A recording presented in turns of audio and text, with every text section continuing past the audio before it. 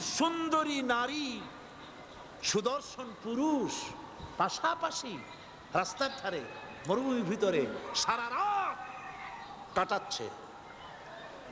ইয়ৌমে আরাফার পরের রাতটা, একটা রাত পুরা। এভাবে চলতেছে বছরের পর বছর, শতাব্দীর পর শতাব্দী, সহস্রাব্দীর পরে সহস্রাব্দী।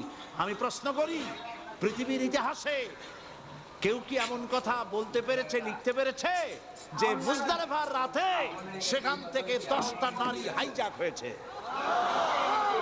5টা নারী লাঞ্ছিত হয়েছে? বলতে পারবে? গভীর রাত্রে পুরুষ সঙ্গে ছাড়া সুন্দরী রমণী, যুবতী রমণী একাকিনী নিজের ঘর ছেড়ে আল্লাহর ঘরে তওয়াফ করতে আসে। তওয়াফ সেরে তাহাজ্জুদের নামাজ পড়ে